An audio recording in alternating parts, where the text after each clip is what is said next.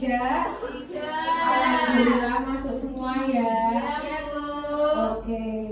Nah, sebelum kita masuk ke pembelajaran Ibu, sebaiknya kita berdoa dulu ya. Ya, Bu. Berdoa dimulai. Bismillahirrahmanirrahim.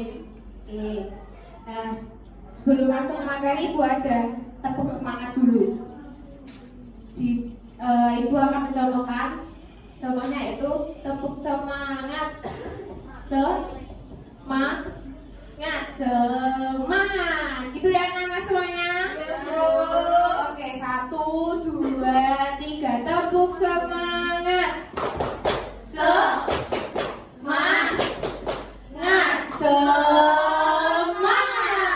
Oke, terima kasih semuanya.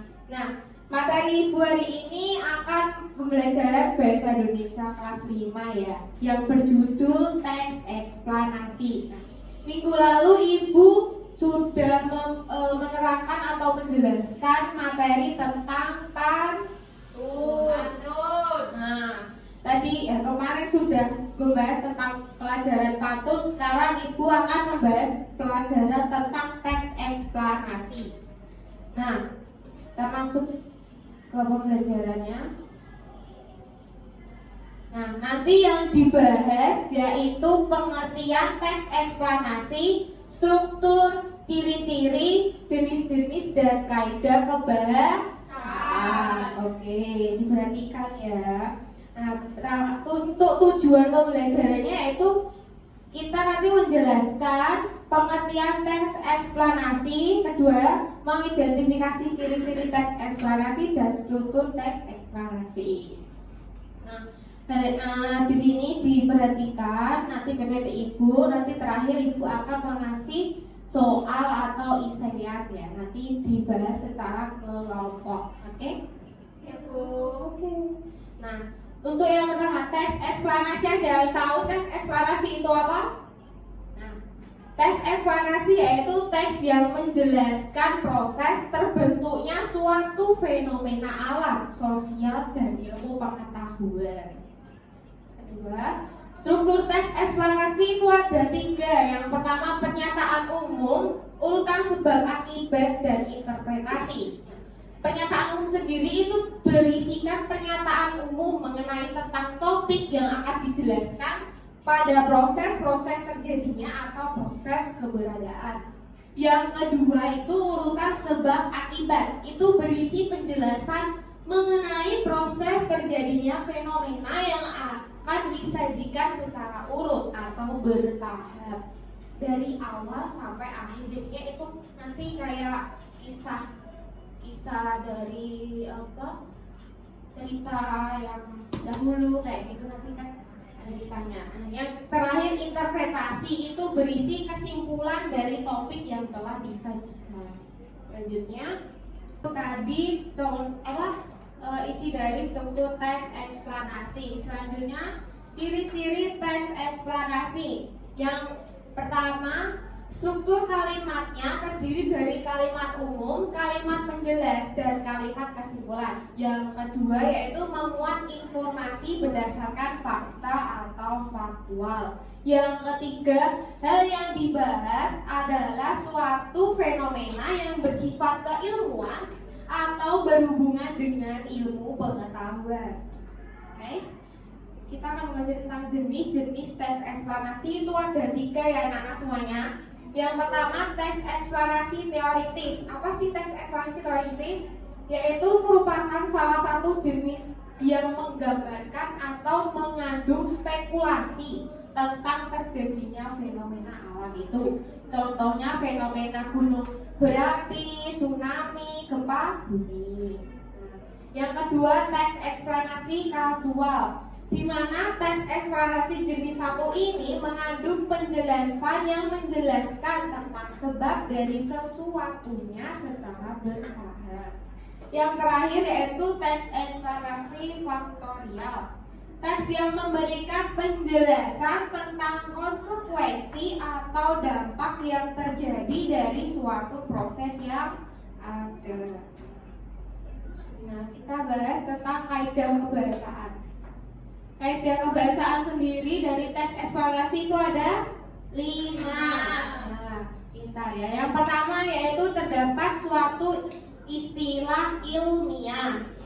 Yang kedua memiliki sifat informatif. Yang ketiga menggunakan sebuah kalimat pasif. Yang keempat menggunakan sebuah kata kerja rasional dan juga material.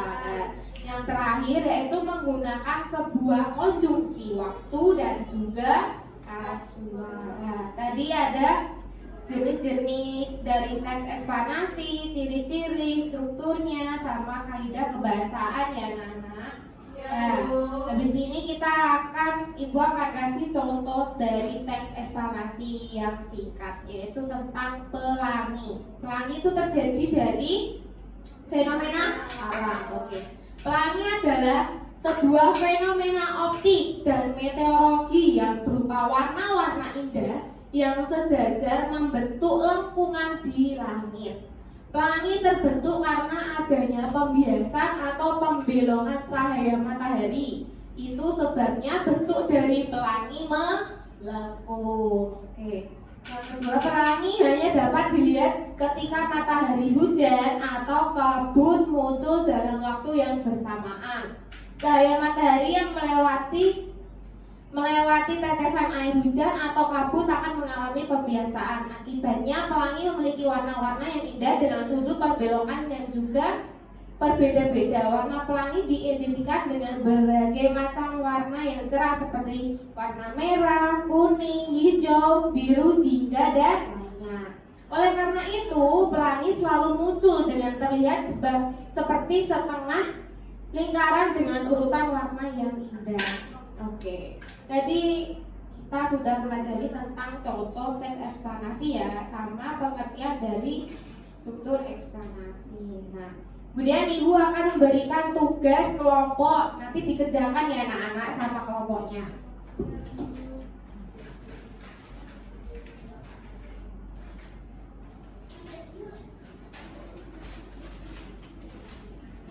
Ibu beri waktu 2 menit aja, nggak usah lama-lama. Tadi kan kita sudah membahas tentang teks eksplanasi di dalamnya. Oke, nah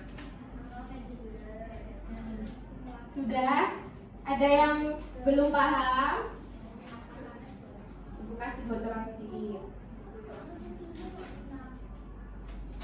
Oke, sudah ya anak-anak semuanya. Nah, nanti kelompok dari perwakilan masing-masing bisa maju menjawab pertanyaan. Mulai dari kelompok 1 dulu. Anak.